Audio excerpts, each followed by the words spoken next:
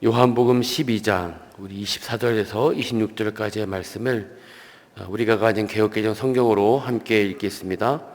내가 진실로 진실로 너에게 이르노니 한 알의 밀이 땅에 떨어져 죽지 아니하면 한 알 그대로 있고 죽으면 많은 열매를 맺느니라. 자기의 생명을 사랑하는 자는 잃어버릴 것이요 이 세상에서 자기의 생명을 미워하는 자는 영생하도록 보존하리라. 사람이 나를 섬기려면 나를 따르라. 나 있는 곳에 나를 섬기는 자도 거기 있으리니 사람이 나를 섬기면 내 아버지께서 그를 귀히 여기시리라. 아멘. 오늘 말씀의 제목을 함께 읽어보겠습니다. 시작. 죽어야 산다. 오늘 본문은 예수님께서 나귀를 타시고 예루살렘에 입성하신 이후에 자신의 사명을 하나의 밀로 설명하신 말씀입니다. 첫 번째, 따라하겠습니다. 죽음의 영광. 죽음의 영광. 본문 20절 말씀을 함께 읽어보겠습니다. 시작. 명절에 예배하러 올라온 사람 중에 헬라인 몇이 있는데. 여기서 명절은 유월절을 말하는데 예수님의 공생의 마지막 유월절을 가리킵니다. 사람들은 유월절을 지키기 위해 전국 각지에서 예루살렘으로 몰려왔습니다. 그 중에는 이방인으로 분류되는 헬라인들도 있었습니다. 이들이 유월절에 예배를 드리러 왔다라고 하는 것을 보게 되면 아마도 유대교로 개종한 이방인이지 않았을까 생각합니다. 당시 이런 이방인 개종자들을 하나님을 경외하는 자라고 불렀고, 예루살렘 성전에는 이들을 위한 이방인의 뜰이라고 하는 별도의 장소가 마련되어 있었습니다. 이런 그들이 예수님을 찾기 시작했습니다. 본문 21절과 22절 말씀 함께 읽겠습니다. 그들이 갈릴리 벳세다 사람 빌립에게 가서 청하여 이르되 선생이여 우리가 예수를 배우고자 하나이다 하니 빌립이 안드레에게 가서 말하고 안드레와 빌립이 예수께 가서 여쭈니. 이들이 유독 제자들 중에서 빌립을 찾아온 이유는 아마도 빌립이 자신들에게 친숙했던 헬라식 이름이지 않았을까 생각합니다. 갈릴리 벳세다라고 하는 지역은 헬라어를 많이 사용하고 있는 사람들이 살고 있는 곳이었습니다. 그러니 이곳 출신인 빌립은 아마도 다른 제자들보다 헬라어를 잘 사용할 수 있는 사람으로 여겼던 것 같아요. 게다가 빌립의 친구인 안드레도 헬라식 이름이었습니다. 아마도 빌립은 다른 제자들 중에서 자신과 같은 헬라 문화권에 있었던 이 안드레를 친하게 지냈던 것 같습니다. 그래서 빌립은 자신이 직접 예수님께 묻지 않고 먼저 안드레와 상의를 한 이후에 둘이 같이 예수님께로 갔습니다. 특히나 이들이 예수님을 만나고 싶어 했던 것을 봤을 때 이미 예수님에 대한 소식과 복음이 이방인들에게 전해졌음을 알 수 있습니다. 더군다나 유월절에 예배를 드리러 왔다라고 했을 때는 유월절에 관심을 가져야 하는데, 이 신기하게도 이번 유월절에는 많은 사람들의 관심이 유월절 행사보다 나귀를 타고 오시는 예수님에게 있었습니다. 이런 관심과 기대 속에 예수님이 예루살렘에 들어오시자 많은 무리들이 일제히 자신의 겉옷과 종려나무 가지를 흔들며 예수님을 환영했습니다. 그 무리 속에 헬라인들도 포함되어 있었습니다. 이 장면을 요한은 요한복음 12장 17절과 18절에서 다음과 같이 설명합니다. 함께 읽겠습니다. 나사로를 무덤에서 불러내어 죽은 자 가운데서 살리실 때 함께 있던 무리가 증언한지라. 이에 무리가 예수를 맞으면 이 표적 행하심을 들었음이러라. 사실 많은 무리가 예수님을 열렬히 환영했던 이유는 딴 데 있었습니다. 유월절을 바로 앞두고 죽었던 나사로를 예수님이 살리셨다는 이야기가 온 사방에 퍼지자 예수님에 대한 관심이 높아졌습니다. 그러면서 그 기적을 일으키셨던 당사자인 예수가 예루살렘에 들어오시니까 사람들은 흥분을 감추지 못하고 예수님께로 몰려들었습니다. 이곳은 예수님을 하나님의 어린 양 메시아로 받아들이겠다기보다 단지 기적을 일으켰던 능력자로 맞이했던 겁니다. 이런 와중에 이 광경을 지켜보던 또 다른 무리가 있었습니다. 그들은 바리새인이었습니다. 이들은 이 상황을 보면서 아주 불쾌하게 여겼습니다. 왜냐하면 모세의 율법, 즉 하나님의 말씀, 전통보다 신비한 기적에 사람들의 이목을 끌었기 때문입니다. 그래서 이들은 이렇게 다음과 같이 말합니다. 요한복음 12장 19절 말씀 함께 읽겠습니다. 바리새인들이 서로 말하되 볼지어다 너희 하는 일이 쓸데없다. 보라 온 세상이 그를 따르는도다 하니라. 무슨 말입니까? 이제는 뭐 왕이 다 됐네. 예수님을 조롱하는 겁니다. 하지만 이 조롱 섞인 말 속에는 아주 중요한 의미가 담겨져 있습니다. 그것은 예수님께서 가르쳐 주신 기도처럼 나라와 권세와 영광이 임하는 그 날이 임했다, 왔다라고 하는 사인이었습니다. 예수님께서는 전하신 복음이 드디어 온 세상이 듣게 되었고 마침내 십자가의 죽음이 임박했음을 알려주는 메시지였습니다. 아니나 다를까 빌립과 안드레가 자신을 찾아오자 또 그들이 전했던 요청을 들으신 예수님은 다음과 같이 말씀하십니다. 본문 23절의 말씀 함께 읽겠습니다. 예수께서 대답하여 이르시되 인자가 영광을 얻을 때가 왔도다. 예수님을 만나고 싶어하는 헬라인들이 정확하게 누구인지는 알 수 없지만 이들도 역시 유대인들처럼 이 세상을 구원할 메시아를 기다렸음을 알 수가 있습니다. 또한 그동안 일어났던 여러 가지 사건들을 보니까 예수님이 메시아이심을 확신했기 때문에 자신들이 예수님을 직접 만나서 확인하고 싶었던 겁니다. 하지만 오늘 본문을 보게 되면 예수님이 이 헬라인들을 만나셨는지는 알 수 없습니다. 그리고 만나셨다면 이들과 무슨 이야기를 나누셨는지 또한 알 수 없습니다. 다만 이들이 예수님을 찾아옴으로써 드디어 십자가의 구속의 때가 왔음을 드러난 것입니다. 인자가 영광을 얻을 때가 왔다. 이 말은 이제 아버지께로 돌아갈 때가 가까이 왔다. 십자가의 죽음이 이르렀다는 뜻입니다. 다시 말해서 십자가의 죽으심과 부활 이후의 사건을 통해서 구약의 예언이 성취되고 이제 누구든지 예수를 그리스도로 믿는 자는 구원을 얻게 되는 그 구속의 역사가 완성이 되는 그 날이 멀지 않았다는 뜻입니다. 여기서 예수님은 자신의 죽음을 영광으로 표현하셨습니다.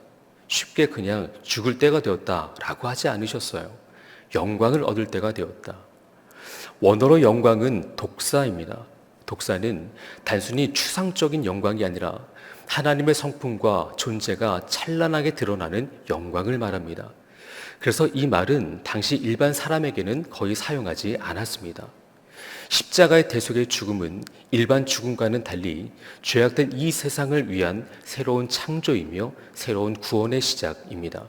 그러니 이렇게 깊은 예수님의 죽음의 의미를 제자들은 알 길이 없었고 더군다나 십자가의 죽음이 어떻게 영광이 되는지도 이해할 수 없었습니다.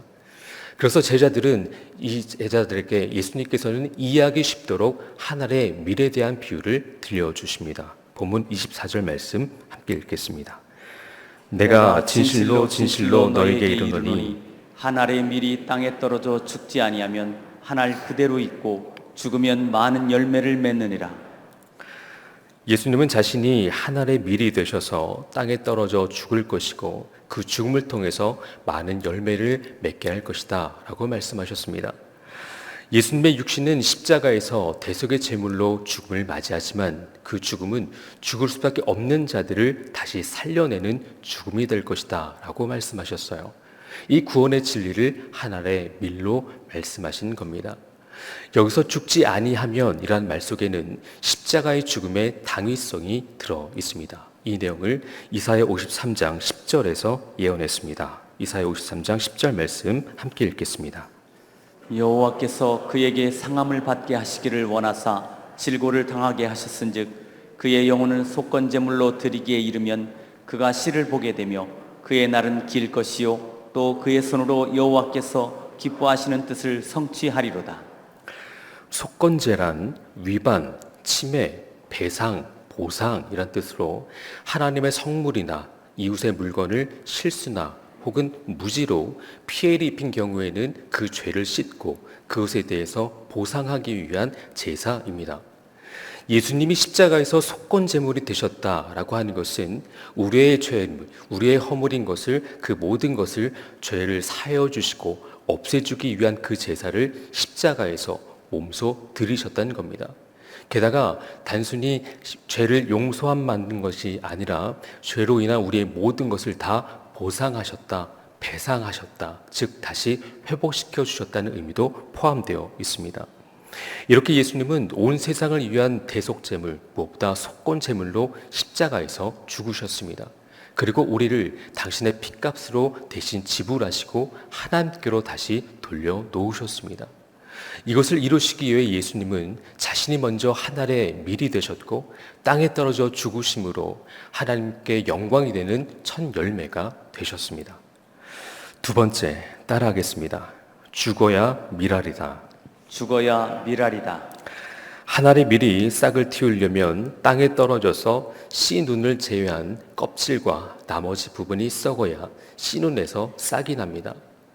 하늘의 밀이 땅에 떨어져 죽으면 많은 열매를 맺는다. 이 말은 예수님의 죽음을 통해서 새로운 생명이 얻게 된다라고 하는 역설적인 진리입니다. 살고 죽는 것은 서로 연결되어 있기 때문에 죽어야 새로운 생명이 탄생할 수 있습니다. 예수님의 이런 죽음에 대한 믿음의 원리를 이어서 말씀하셨습니다. 본문 25절과 26절 말씀 함께 읽겠습니다. 자기의 생명을 사랑하는 자는 잃어버릴 것이요 이 세상에서 자기의 생명을 미워하는 자는 영생하도록 보전하리라.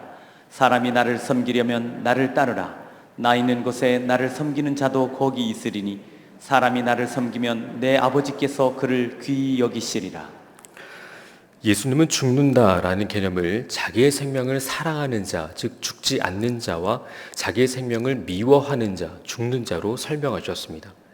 자기의 생명을 사랑하는 자는 자기의 힘과 노력으로 구원을 이룰 수 있다고 믿는 사람입니다. 그러니 예수님의 죽음이 나에게 그다지 간절하지 않는 거예요. 굳이 십자가가 아니더라도 선을 행하고 자비를 베풀고 착한 일을 많이 하면 구원을 받을 수 있다고 믿습니다. 하지만 예수님은 이런 사람은 자신의 생명을 잃을 것이다 라고 말씀하셨습니다. 반면에 자기의 생명을 미워하는 자는 자신은 구원을 받을 수 없는 죄인이라는 것을 아는 사람입니다. 그래서 예수의 십자가를 붙들 수밖에 없는 것이죠. 예수님은 이런 사람에게 영원한 생명을 허락하겠다, 주시겠다라고 말씀하셨습니다. 결국 믿음이란 누구를 섬기느냐의 문제입니다. 내가 내 인생의 주인이 될 것인가, 아니면 예수님을 나의 주인으로 모실 것인가. 하늘의 밀이 죽는 과정을 통해서 우리가 깨닫게 되는 것은 죽음은 저주가 아니라 축복이라는 사실입니다. 죽음이 죽음으로 끝난다면 불행이지만 죽음은 많은 열매를 맺기 때문에 축복이 되는 겁니다. 그래서 우리가 자기를 부인하고 예수를 따르는 것이 미련하지 않는 이유는 그래야 생명을 얻을 수 있고 그래야 예수님께서 가신 그 길을 우리도 따라갈 수 있기 때문입니다. 하늘의 밀이 그대로 있으면 열매를 맺지 못합니다. 밀알이 땅에 떨어져 죽으면 열매를 맺을 수 있는 것은 그 속에 생명이 있기 때문입니다. 이것을 가리켜 종자라고 합니다. 종자는 쉽게 여기지 않습니다. 아무리 가물고 아무리 상황이 어려워도 종자는 무슨 수를 써서라도 반드시 지켜내야 합니다. 그래야 그 다음 생명과 열매를 기약할 수 있기 때문에 우리도 마찬가지. 우리가 하늘의 밀이 된다고 하는 것은 우리가 아무렇게나 버려져 죽는 존재가 아니라는 겁니다. 우리는 예수의 생명을 지닌 종자와 같은 존재입니다. 그러니 아무리 힘들고 어려워도 견뎌야 할 때는 십자가를 붙들며 견뎌야 할 때도 있고 아무리 고통스러워도 하나님의 때를 기다릴 줄 알아야 합니다. 오늘날 이 땅에 복음의 열매가 점점 사라지고 교회 안에는 생명의 열매가 점점 사라지는 것은 어쩌면 하늘의 밀처럼 죽는 사람이 없기 때문은 아닐까. 하늘의 밀이 땅에 떨어져서 썩어지고 부서지는 과정을 겪으면서 발아합니다. 만일 자루 속에 아무리 많은 밀알이 있다고 해도 어느 한 알도 땅에서 떨어져 죽기를 거부한다면 어떠한 일도 일어나지 않습니다. 또 다른 생명을 얻기 위해서는 반드시 땅에 떨어져 죽는 수고가 있어야 합니다. 그런데 죽는다는 것 참 어렵습니다. 내 성질을 죽이고 내 생각을 죽이고 내 욕심을 줄이는 것 참 말처럼 쉽지 않습니다. 그래서 우리는 죽어야 한다라는 말을 듣게 되면 내게 있는 모든 것을 포기해야만 하는 잃어버리는 것으로 생각합니다. 하지만 예수님은 말씀하셨습니다.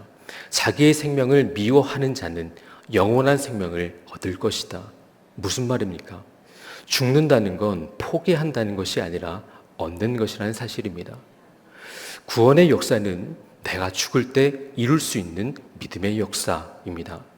그래서 예수님은 26절에서 제자들에게 말씀하셨습니다. 나를 섬기려면 나를 따르라. 나를 믿으려면 나처럼 한 알의 밀이 되어야 한다. 사랑하는 여러분, 예수의 십자가는 분명한 사건입니다. 이것을 믿는다면 십자가의 죽음이 막연한 이야기가 아니라 나의 구체적이고 분명한 믿음의 결단으로 이어져야 합니다. 베드로의 죽음이 그랬고 사도 바울의 죽음이 그랬고 수많은 믿음의 선진들도 그랬습니다. 지금 우리가 이 자리에 있는 이유는 하나의 밀이 되셔서 십자가에서 죽으신 예수님의 죽음이 있었기에 가능했고 그 죽음이 나의 죽음으로 여기던 누군가의 죽음 때문에 우리가 이 자리에 있는 겁니다. 예수님은 하나의 밀이 되시고자 자기를 죽이며 십자가를 향해 나아가셨습니다. 그리고 오늘 우리도 예수님의 죽음으로 생명을 얻어 날마다 예수의 생명으로 살아가는 사람들입니다. 바라기는 십자가로 이룬 예수의 생명을 귀하게 여기며 예수님을 따라가십시오.